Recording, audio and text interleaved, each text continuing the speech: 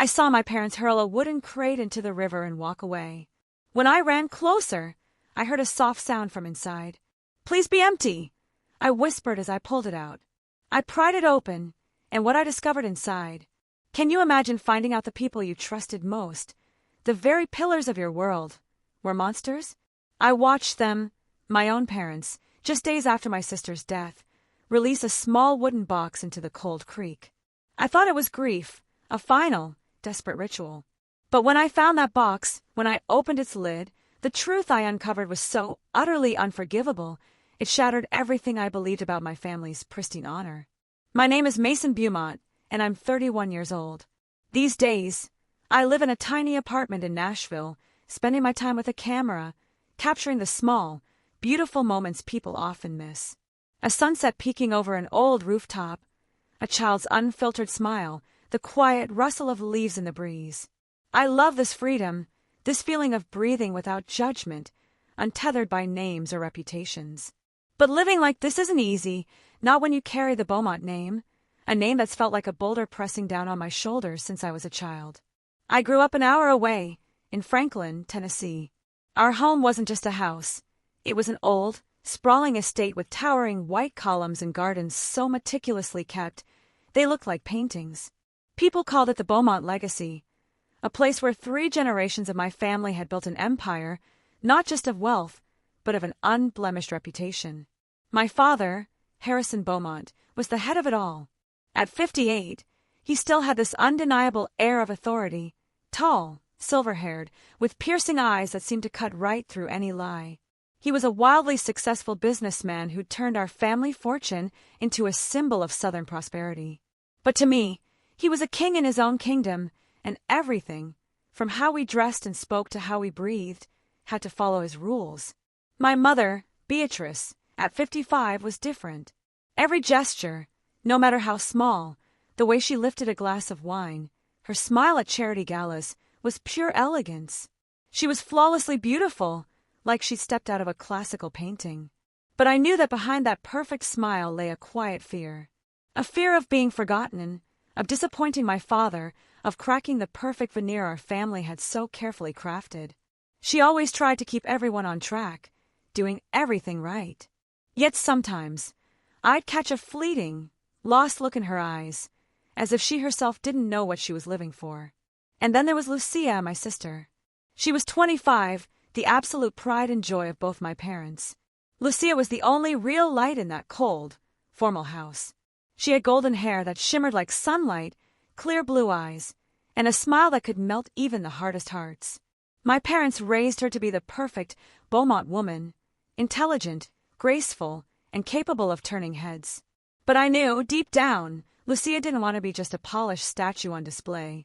She loved painting, the wild freedom of brushstrokes on a canvas, and had dreams she only dared to whisper to me late at night when the house was finally quiet. Lucia was the only one in our family who made me feel a flicker of warmth, a trace of genuine love amidst all the rigid formalities. The Beaumonts were Franklin's elite. We appeared in church every Sunday, dressed impeccably, smiling for local newspaper cameras. We hosted charity events, sponsored cultural gatherings, and were constantly praised as the model Southern family.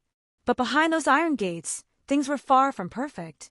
Every meal was a ritual, conversations carefully curated, as if a single wrong word could bring the whole world crashing down. My father ruled with a dictator's sternness, my mother quietly complied, and I felt like an outsider, lost in the very home where I grew up. I still remember, vividly, when Lucia and I were kids. We'd sneak into the garden, lie on the grass, and just watch the clouds drift by. Lucia would tell me her dreams of becoming an artist, painting the world as she saw it, free from our parents' expectations. I'd laugh and tell her she could do it, that one day we'd leave this place and live a life where we didn't have to perform. But whenever I mentioned leaving, Lucia would go quiet, a shadow of fear clouding her eyes. She loved our parents, no matter how stifling they were, and I knew she didn't want to disappoint them. As for me, I gave up trying to please my father a long time ago. At 19, I left Franklin, moved to Nashville, and became a freelance photographer. I just wanted a simple life where I could be myself, not Harrison Beaumont's son. But even after leaving, I couldn't completely sever the ties to my family. I'd return to Franklin for holidays or obligatory family events, and each time I stepped through the estate gates, I felt this crushing suffocation, like the air itself thickened and pressed against my chest. Family dinners were always silent, filled only with the clink of cutlery against porcelain. My father's questions about my work weren't out of care, but to check if I'd done anything to disgrace the family. My mother would try to lighten the mood with stories about charity events, but her eyes always darted to my father, seeking his approval. Lucia, in rare moments, would sneak me a small smile as if to say, "I'm still here, Mason. Still your sister." Everything in our family seemed calm, like the still surface of a Tennessee lake under the sun. But I knew that beneath it, undercurrents were silently stirring. Some nights, sitting alone in my Nashville apartment, I thought about Lucia, my mother, my father, and wondered if the Beaumont's perfect facade could hide its cracks forever.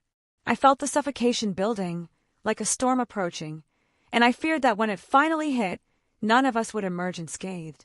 The cracks began to show at a community event in Franklin, an annual affair where the Beaumont family was always the center of attention.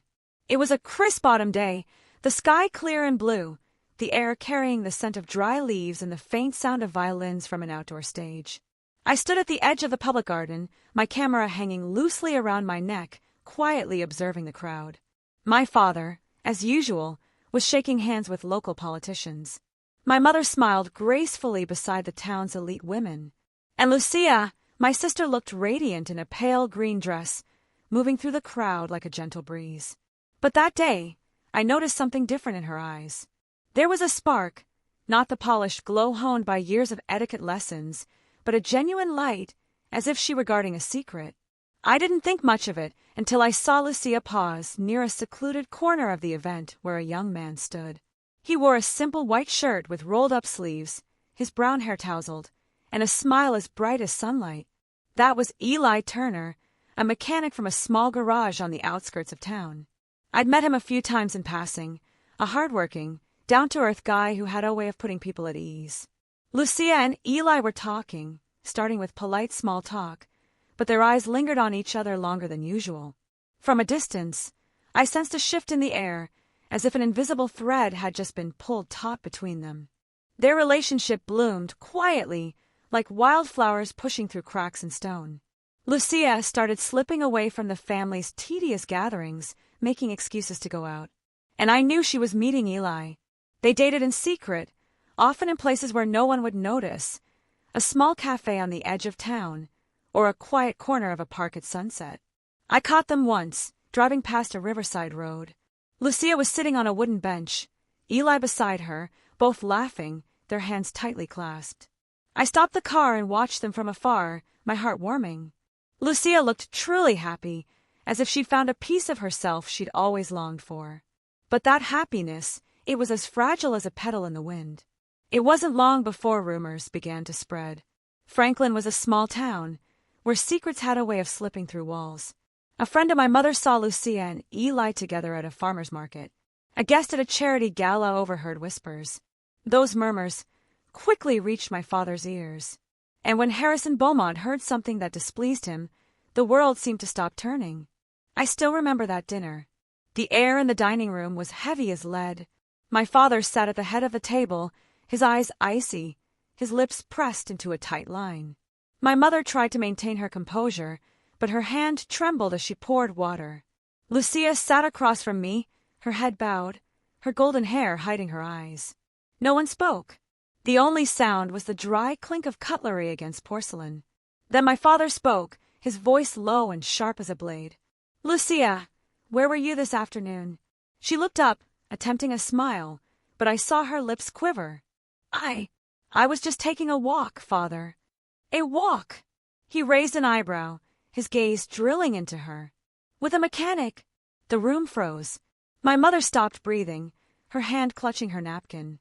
I looked at Lucia, my heart pounding, wanting to say something to protect her, but my throat tightened. Lucia tried to respond, her voice barely a whisper.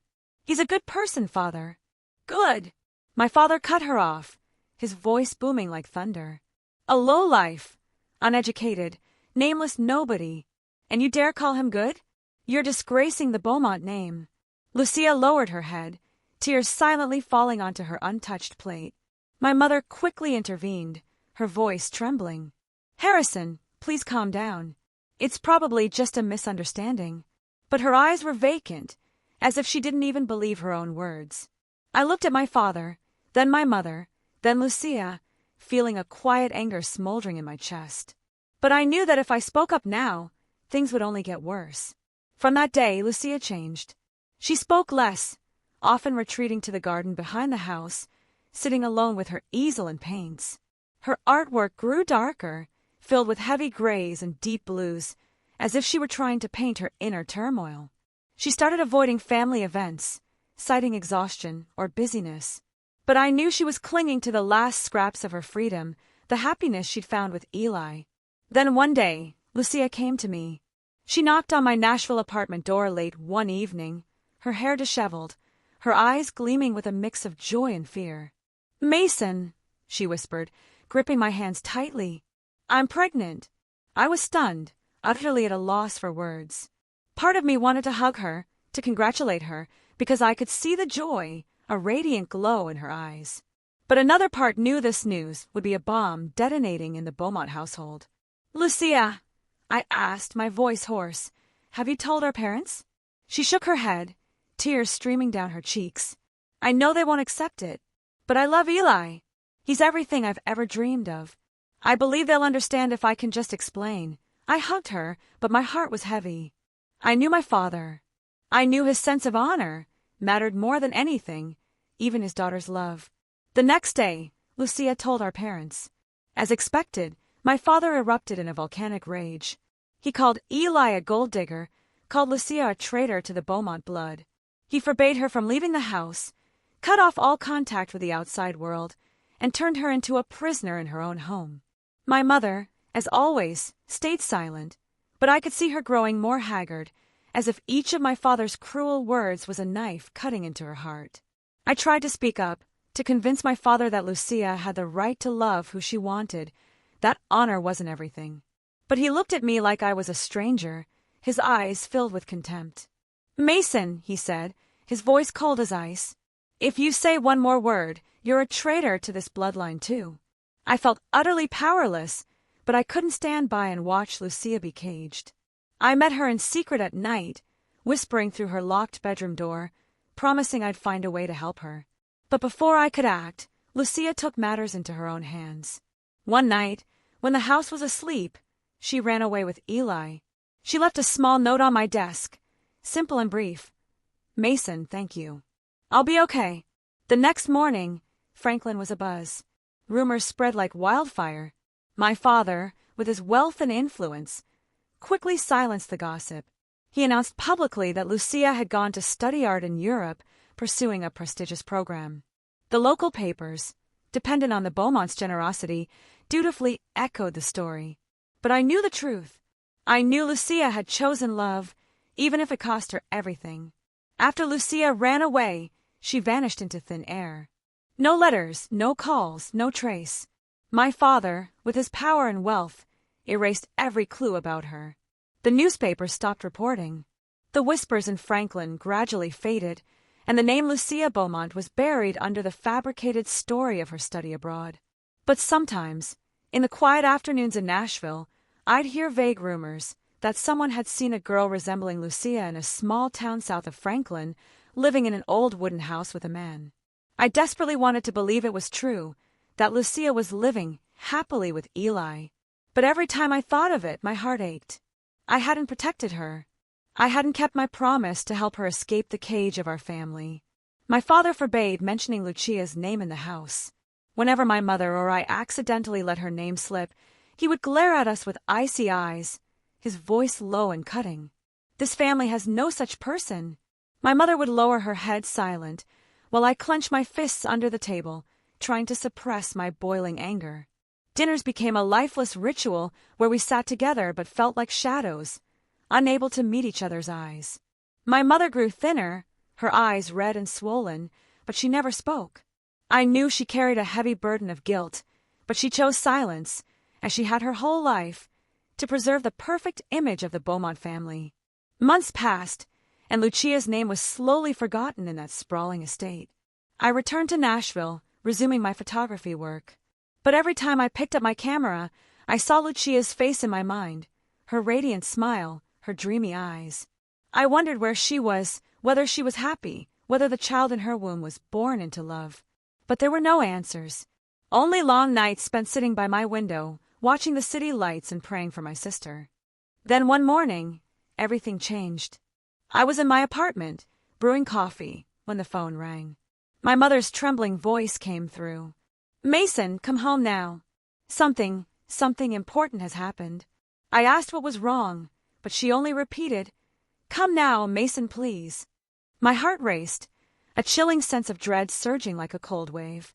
I jumped in my car and drove frantically to Franklin, unsure of what I was about to face. When I stepped into the estate, the air was heavy as lead, suffocating. My father sat in the living room, holding a white envelope with the seal of Colton County Hospital. My mother stood behind him, her face pale, her hands clasped tightly. The housekeeper, Martha, stood in the corner, her eyes red and teary. I looked at my father, waiting, but he only pushed the envelope toward me, his voice low and deathly. "Read it." My hands trembled as I opened it. The words on the paper danced before my eyes. The hospital reported that a patient named Lucia Beaumont had died after giving birth due to obstetric complications. She passed away just hours after delivery with no family or husband by her side. The newborn was still alive, temporarily under the hospital's care. No one had come to claim the child. I read it over and over, as if reading it long enough would change the words, turn it into a different story. But no, it was real.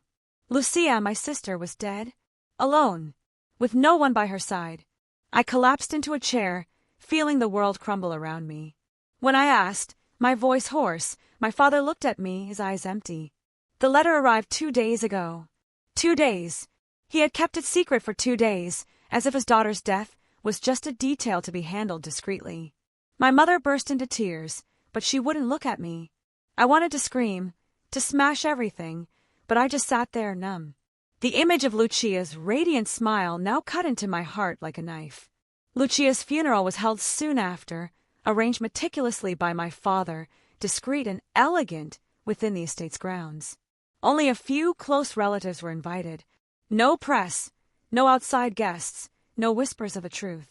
My father wanted it kept within the family, to protect the Beaumont reputation. He didn't even mention the baby, only saying curtly, "Everything has been handled." I looked at him, wanting to ask about the child, to know where it was, but his gaze was like a stone wall, stopping me. "Don't interfere, Mason," he said, his voice cold as ice. "This isn't your concern." The funeral took place on a misty morning.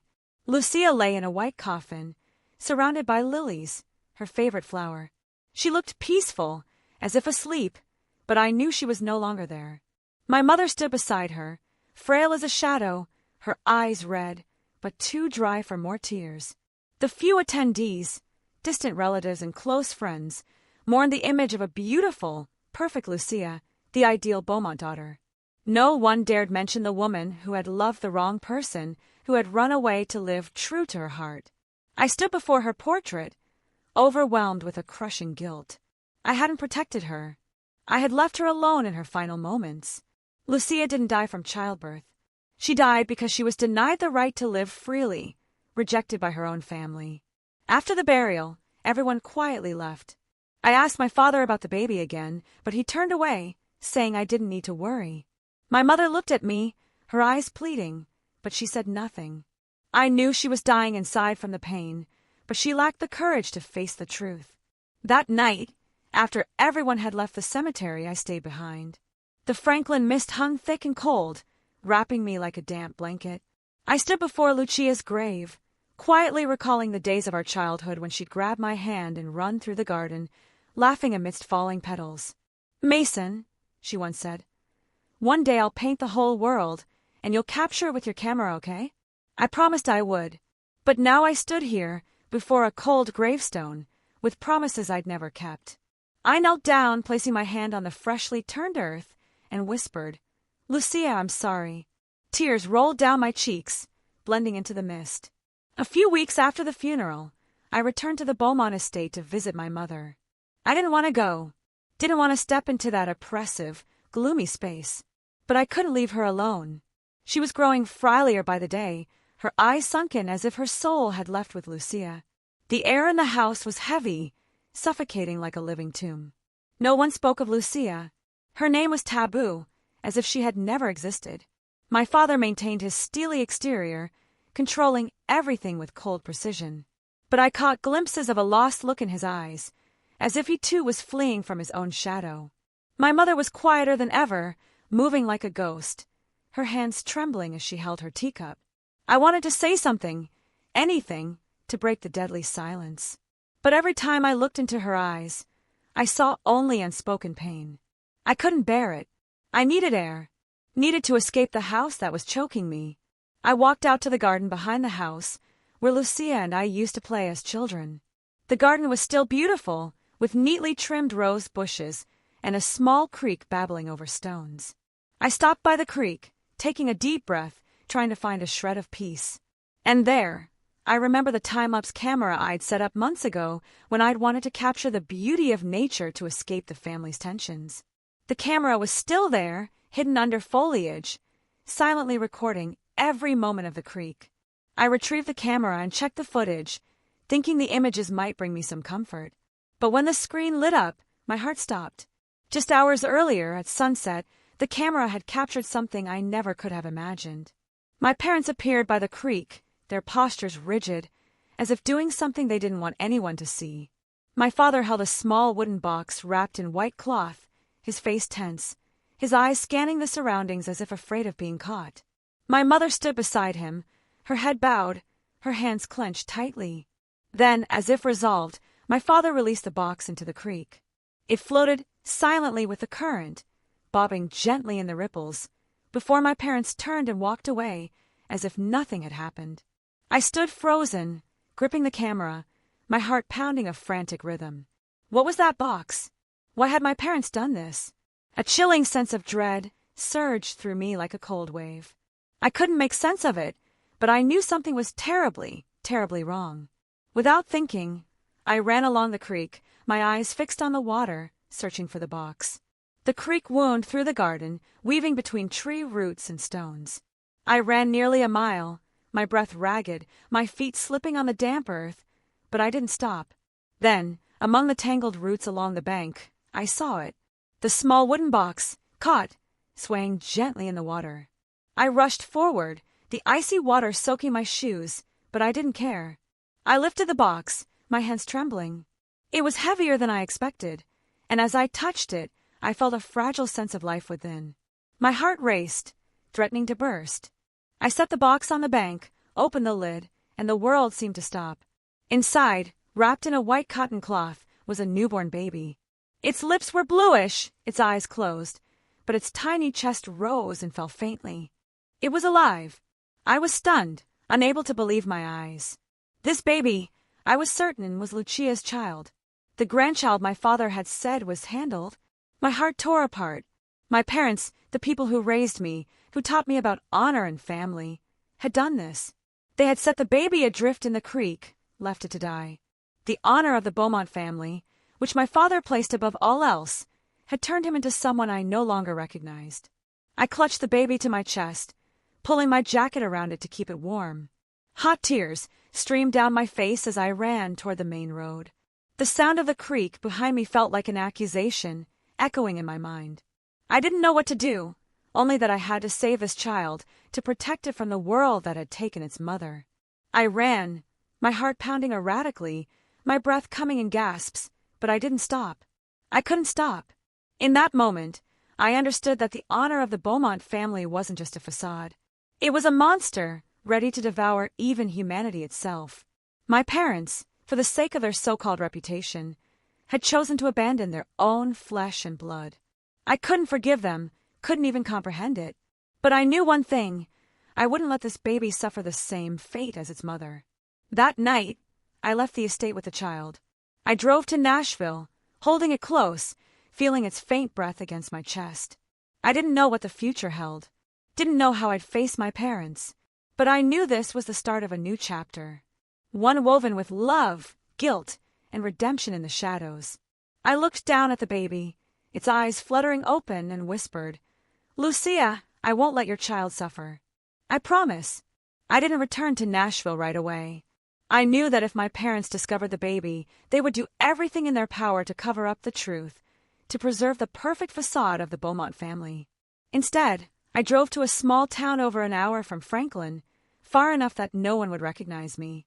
The night was bitterly cold, the sky full of stars, but all I could see were the bluish lips of the baby in my arms. I sought out a private clinic on the outskirts, its flickering neon sign like a final flame of hope. I knocked, almost pounded on the door, until a nurse opened it, her eyes widening at the sight of me clutching a newborn, my jacket soaked from the creek. "Help me!" I whispered, my voice raw. "The baby, it needs to be saved." The nurse didn't ask many questions, quickly ushering me into the emergency room. The hours that followed passed like a slow nightmare. I sat in the hallway, my hands still trembling, the sharp smell of antiseptic thick around me. The doctor, a middle-aged man with calm eyes, worked tirelessly to save the baby. I didn't dare take my eyes off the door to the intensive care unit, as if blinking might make the child disappear. After what felt like an eternity, the doctor emerged, wiping sweat from his brow. "He's stable," he said, "but the boy is very weak. If you'd arrived a few hours later, he might not have made it." "A boy? Lucia's son?" I nodded, feeling as if a boulder had been lifted from my chest. I was led to a room where the boy lay in an incubator, tiny and fragile, but alive. I placed my hand on the glass, tears streaming down my face. "Thank you, Lucia," I whispered. "You were strong until the end." I named him Lucian, a name meaning light in Latin. It was my prayer that his life would rise above the darkness he was born into, above the world that had taken his mother. I couldn't let Lucian grow up in the deceit of the Beaumont family. Couldn't let him be bound by the so-called honor that had destroyed Lucia. I knew I had to protect him, no matter the cost. I returned to Nashville, but didn't go back to my old apartment. I found a new, small place in a quiet corner of a city where no one knew who I was.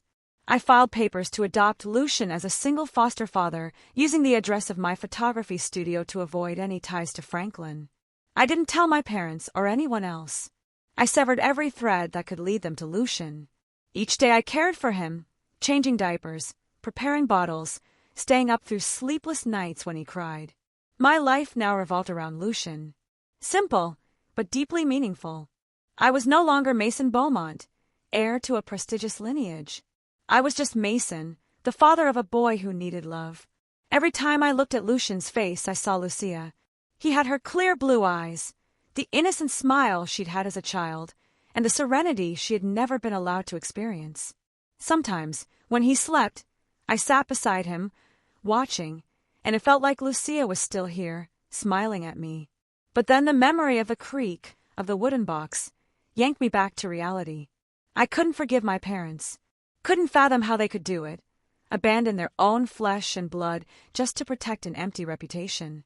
In the long nights with Lucian sleeping soundly, I sat at the kitchen table, writing everything down.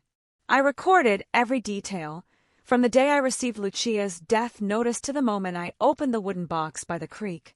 Those pages were like an indictment, a record of the Beaumont family's sins. I tucked them into a locked drawer, not for revenge, but to remind myself that I had to do right by Lucian. Under the dim light of my apartment, I vowed to raise him as my own, to give him a life of freedom, unbound by honor or bloodline. Lucian would not live in the cage Lucia had tried to escape in Franklin. My parents carried on as if nothing had happened. They believed the baby, their grandchild, had been handled. They attended charity galas, smiled for cameras, and upheld the flawless image of the Beaumonts. I didn't know if they ever thought of Lucia, if they ever felt guilt for what they'd done. All I knew was that every time I looked at Lucian, I saw a part of Lucia living on, and I would do anything to protect that light. Over the years, I gradually cut contact with my family. I still returned to Franklin for holidays, but only to check on my mother, to make sure she was okay. Our visits were brief and awkward. My father still asked about my work, but never about my life. My mother looked at me with sad eyes, as if wanting to say something, but lacking the courage. I kept Lucian a secret, ensuring they never suspected. I knew that if they found out about him, they would try to control him, to pull him into the world I'd sworn to shield him from. But deep down, I knew the truth couldn't stay buried forever. One day, those pages in the locked drawer would be opened. And when that happened, the honor my father had guarded his entire life would crumble. I didn't long for that day, but I didn't fear it either. I had chosen my path, one of love and redemption. The path Lucia hadn't been able to walk to the end. 8 years quietly passed since the night I left the Beaumont estate, holding Lucian in my arms. And I've learned that true love lies not in grand promises, but in simple moments, a hug, a smile, or the look in a child's eyes that melts your heart. I'm a quiet man now, living discreetly in a small house on the outskirts of Nashville. The house is nothing special. A few framed photos on the walls, a cluttered workspace filled with papers and cameras, and a colorful little room for Lucian. Our life is simple, sometimes challenging, but brimming with love. I work freelance, taking photos for local magazines and occasionally larger projects in distant cities. But no matter how busy I get, I always make time for Lucian, the 8-year-old boy who has become the center of my world. Lucian is a remarkable child. He's intelligent, sensitive, and has a talent for painting that leaves me in awe. Every time he picks up a brush, it's as if Lucia comes alive again. His strokes are vibrant yet gentle, like the dreams his mother once poured onto canvas. He loves sitting for hours by the window, painting fields, streams, or simply the sunlight glinting on leaves. I often stand quietly watching him, my heart aching at the sight of his clear blue eyes, so like Lucia's, as if she's still here through him, reminding me of my promise. Our life isn't always easy. Some nights I lie awake, worrying about money, Lucian's future, and whether I'm doing enough to give him a good life. But every time he runs to me, wrapping his arms around my waist and shouting, "Dad Mason, look at this painting," all my exhaustion fades. I'm not his biological father, but to me, Lucian is everything. I've taught him how to tie his shoes, how to hold a camera, and how to face tough days with a smile. I want him to grow up believing that life, however harsh, is always worth loving. There are times when work takes me away, and I can't bring Lucian along. On those occasions, I reluctantly sent him to Franklin to stay at the Beaumont estate with his grandparents for a few days. The first time I did this, my heart twisted with fear. I was terrified my parents would suspect something, that they'd look into Lucian's eyes and see the truth. To prevent that, I crafted a story. Lucian was the son of an old colleague who saved my life in an accident. When the man died of illness, I promised to care for his son and adopted Lucian. My parents didn't ask many questions, perhaps because they didn't want to dig deeper, or because they were used to my unconventional life. But I knew that every time I brought Lucian to Franklin, I was walking a tightrope where the truth could come crashing down at any moment. Lucian quickly won my parents' affection. My father, with his usual sternness, seemed to soften around him. He admired Lucian's politeness and maturity, often nodding approvingly when the boy answered his questions with a clear, confident voice. "This child is well raised," he once said, and I forced a smile, hiding the pain in my chest. My mother was different. She looked at Lucian with a mix of love and pain, as if she saw a familiar shadow in him. Once I caught her standing by the window for hours, watching Lucian paint in the garden behind the house. His paintings, with their soft hues, blues, pale yellows, and pinks, were strikingly similar to Lucia's from years ago. I saw her eyes well up, but she said nothing, turning away as if afraid that looking too long would break her. I knew my mother sensed something, though she never spoke of it. There were moments when she held Lucian, stroking his hair, and I saw her hands tremble. "This boy is special, Mason," she once said, her voice choked. "It's as if he carries a piece of someone we lost." I only nodded, unable to meet her eyes. I was afraid that if I said anything, the truth would slip out, and everything would collapse. My father paid less attention. To him, Lucian was just a well-mannered child with artistic talent, proof that I had finally done something right. But for my mother, I knew her heart was stirring. Every time Lucian painted, every time he smiled, it was as if she saw Lucia, the daughter she hadn't protected, hadn't had the courage to hold on to. I wanted to tell her the truth, to shout that Lucian was her grandson, the blood of the Beaumonts. But I couldn't, not out of fear, but because I didn't want Lucian to be dragged into the world that had taken his mother. Each night, as Lucian slept soundly, I sat by his bed, watching his peaceful face under the glow of the nightlight. Those moments made me realize that the truth, no matter how hard I tried to bury it, was finding its way back. It lived in Lucian's eyes, in his brushstrokes, in the way his smile mirrored Lucia's. I knew that one day I would have to face my parents, Franklin, and the world. But I also knew that when that day came, I wouldn't let Lucian suffer as his mother had. I lived for that promise, for my love for Lucian, and for the belief that one day his light would dispel the darkness of the Beaumont family. But deep down, I knew the tightrope I was walking wouldn't hold forever. The truth, like Lucian's paintings, would eventually come to light. And when it did, I'd have to face everything. My parents, the past, and myself. That spring, as Nashville's gentle sunlight spilled across the streets, I felt a strange breeze, a sign that everything was about to change. I sat in our small house, watching Lucian paint by the window, his brush dancing across the canvas, creating vibrant swaths of color. At 8 years old, his talent far surpassed his age. Each of Lucian's paintings was a story, a dream. One morning, while reading the newspaper, I stumbled across an article about the Young Talents of Tennessee competition, a statewide art event for exceptionally gifted children. I looked at Lucian, diligently painting a stream glimmering under the sunset, and thought, this is his chance to shine, to let the world see the light Lucia had left behind.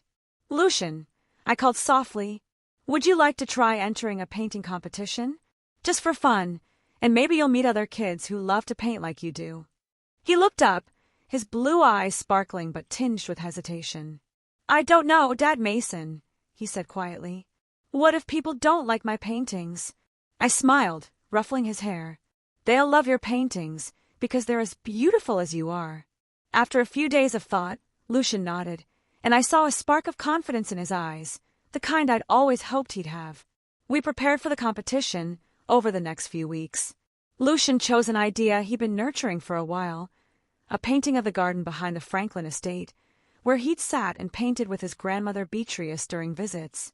He titled it, The Garden at Dusk. I watched him meticulously mix colors, each brushstroke like a whisper of the memories he shared with her, the golden-orange sunlight scattered over rose bushes, the babbling of a creek. The day of the competition arrived, and Nashville glowed in the spring light. The venue was bursting with color, filled with children from across Tennessee, carrying paintings, instruments, and sparkling dreams. Lucian stood among the crowd, small but confident, clutching his carefully wrapped painting. I stood behind him, my heart pounding with pride and nervousness. When the judges called his name, Lucian stepped forward, placing his painting on the easel, and I saw every eye in the room fix on him. The Garden at Dusk was a masterpiece. Hues of gold, orange, and blue blended to recreate the Franklin garden like a dream, both tender and vibrant. I heard murmurs of praise, saw the judges' smiles, and knew Lucian had done something extraordinary. The results were announced at the end of the day. When the host declared, "First place goes to Lucian for his work, The Garden at Dusk," the room erupted in applause. Lucian stood there, cheeks flushed, his smile as bright as the sun. He ran to me, whispering, "Dad Mason, I did it." I hugged him tightly, tears falling silently. It wasn't just Lucian's victory. It was Lucia's, her light, still shining through her sun. Lucian's painting not only won first place, but also earned him a prestigious scholarship from the Tennessee Young Artists Association. Local newspapers quickly picked up the story, calling him the talented young artist from Franklin. Images of Lucian, standing beside his painting with his innocent smile and bright eyes, appeared in papers and online. Franklin buzzed, Nashville buzzed, and while I was proud, a quiet unease began to grow.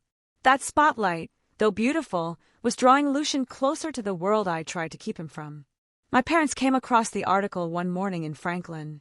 I wasn't there, but I could imagine the moment. My father, sitting at the dining table, holding the newspaper, his eyes lighting up at Lucian's name.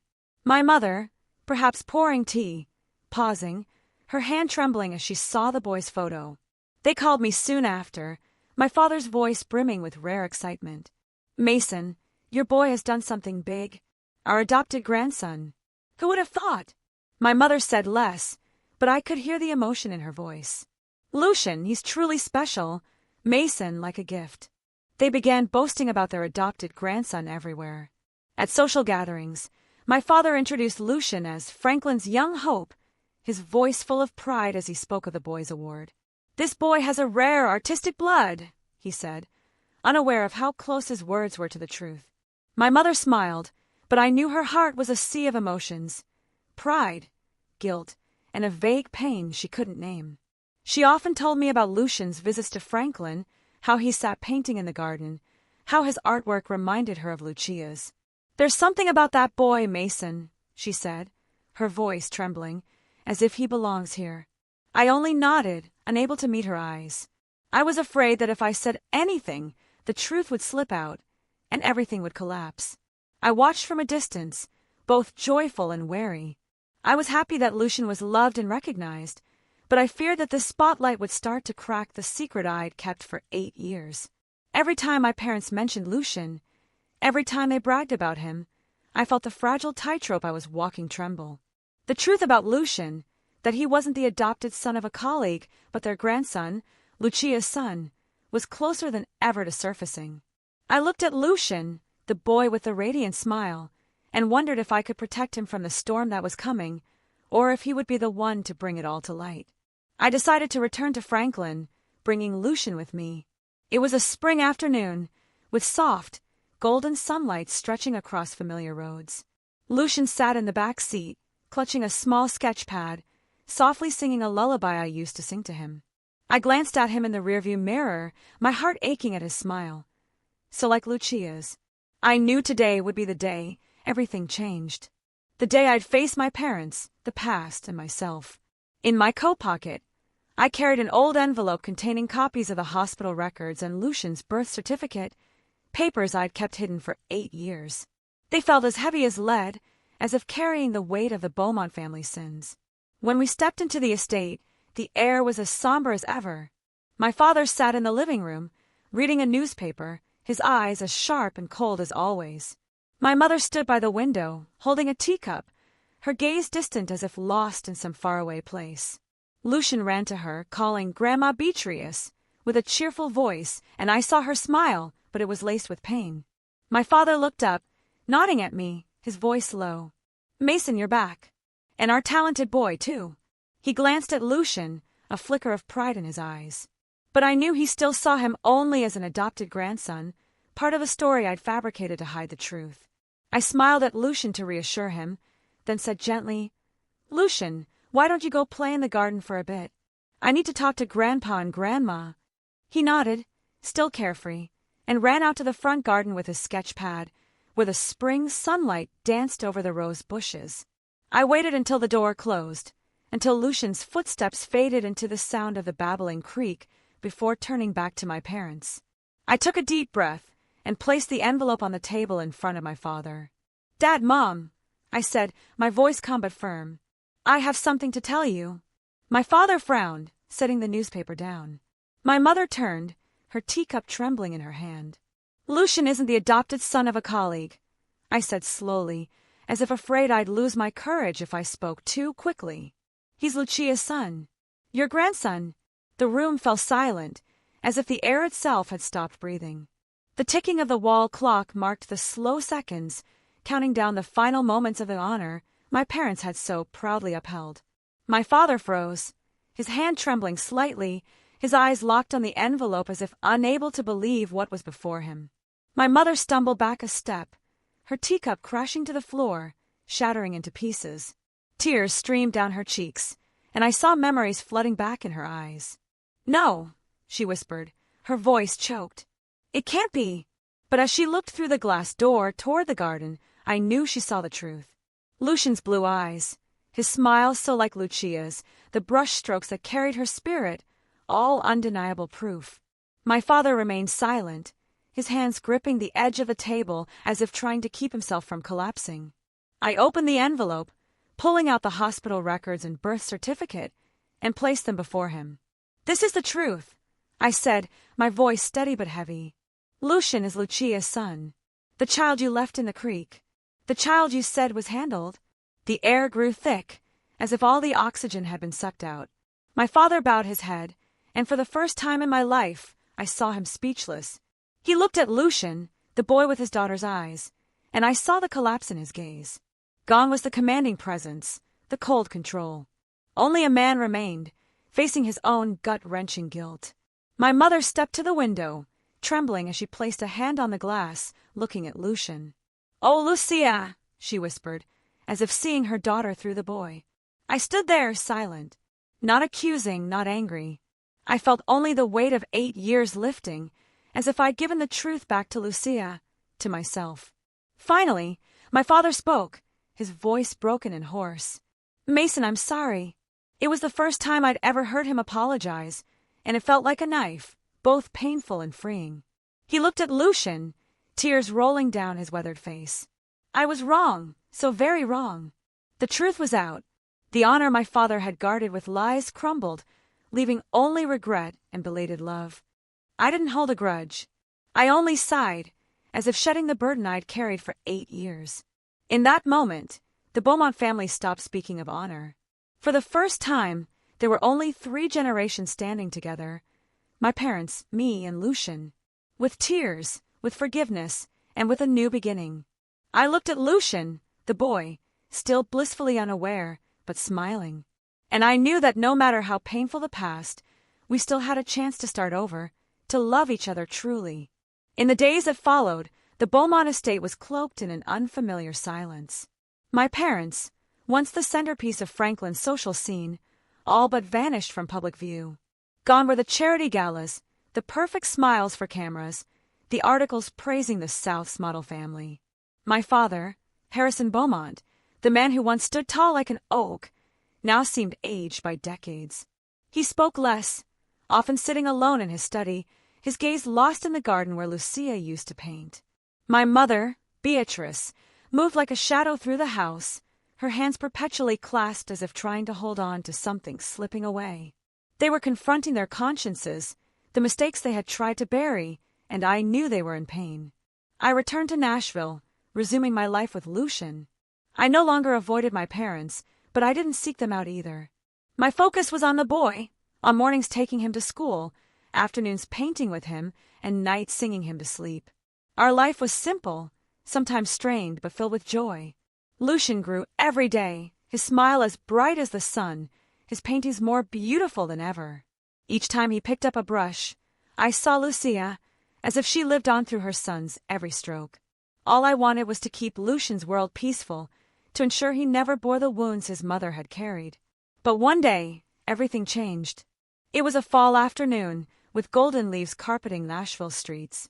I had just returned from work when I saw a familiar car parked outside my house, my father's sleek black Lincoln. My heart raced, not out of fear, but because I didn't know why they were here. Lucian was playing in the front yard, wielding a stick as a pretend sword, laughing as he chased a butterfly. My parents stepped out of the car, their movements slow, as if carrying the weight of a world full of guilt. My father, in a dark suit, looked weary, but maintained his stern demeanor. My mother, with a silk scarf around her neck, had red-rimmed eyes that lit up when she saw Lucian. "Lucian!" she called, her voice trembling. The boy looked up, his smile radiant, and ran to hug her. "Grandma Beatrice! Grandpa Harrison!" he cheered blissfully, unaware of the storms that had swept through this family. I stood on the porch, watching them, my heart constricting. My parents knelt down, embracing Lucian, and I saw tears stream down my mother's cheeks. My father ruffled the boy's hair, his eyes softer than I'd ever seen, as if he were trying to find a piece of Lucia in his grandson. They didn't say much to me at first. We sat in my small living room, Lucian playing with his paints in the corner, while my parents sat across from me, their hands clasped tightly. "Mason," my father began, his voice low, "we're here for Lucian. We want to be part of his life." My mother nodded, tears falling again. "We were wrong, Mason," she said, her voice choked. "We lost Lucia, and we nearly lost Lucian, too. We're not here to make amends. We just want to love him, truly." I listened in silence. I looked into their eyes, and for the first time, I saw no fear of losing reputation, no cold control. I saw only genuine regret, The pain of parents who had lost their daughter and now wanted to reclaim family through their grandson. I nodded, saying little. "All right," I said softly, "but everything has to be for Lucien. Not for reputation, not for the Beaumont name. Only for him." From then on, my parents began visiting Nashville regularly. They brought small gifts for Lucien, a new set of paints, a picture book, or simply a cake my mother baked herself. They provided financial support so I could enroll Lucien in advanced art classes where he could nurture his talent. But more importantly, they spent time with him. My father, once so stern he made the whole house tremble, now sat for hours listening to Lucien talk about his paintings, nodding with genuine interest. My mother held his hand, taking him for walks in the park, her eyes lighting up every time he smiled. Those moments were simple, but to me, they were worth more than any reputation. Slowly, we became a family again. Not the perfect family of charity events or newspaper articles, but a real one. Meals at my small house were now filled with Lucien's laughter, my mother's stories, and even my father's clumsy questions about painting. I watched them, and I felt at peace. The past couldn't be changed. Lucia was gone, and the wounds she left remained. But I understood that people could choose to live differently, to choose genuine love over empty pride. One afternoon, as Lucien painted in his room, my parents sat with me on the porch. My father looked into the distance, his voice low. "Mason, you've done what I never could. You've given that boy a real life." My mother took my hand, tears streaming down her face. "Thank you," she said, "for keeping Lucien, for keeping a piece of Lucia." I said nothing, only nodded, but in my heart, I knew this was what I'd always wanted. A family that didn't need to be perfect, just brave enough to love each other truly.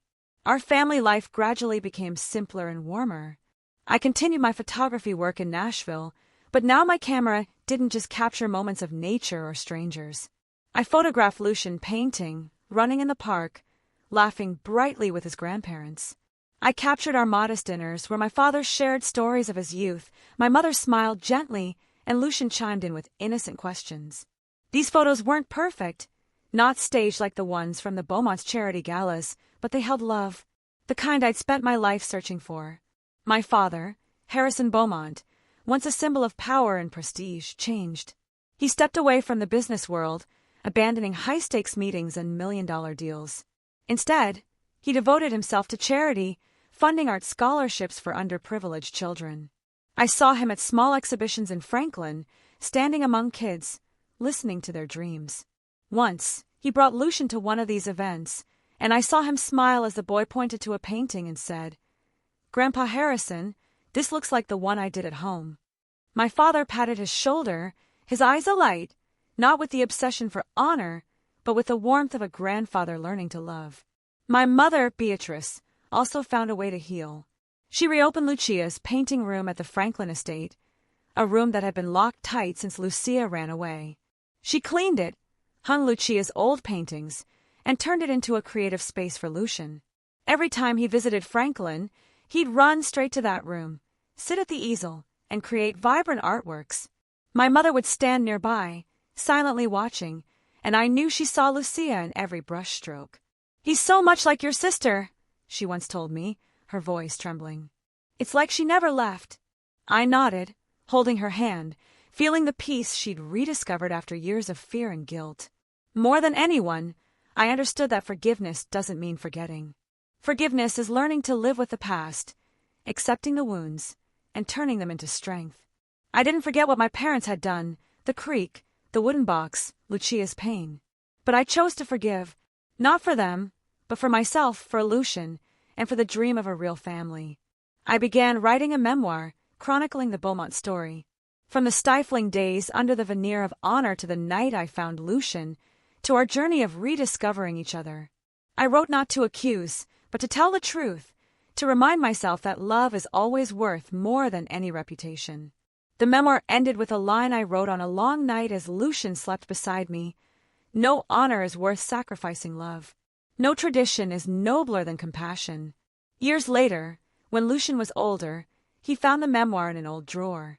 He read it page by page, line by line, and I saw his eyes well up as he came to hug me. "Dad Mason," he said, his voice choked. Thank you for keeping me, for telling me about Mom. I held him tightly, tears streaming down my face. Lucian understood that our family had once been lost, caught in a whirlwind of honor and lies.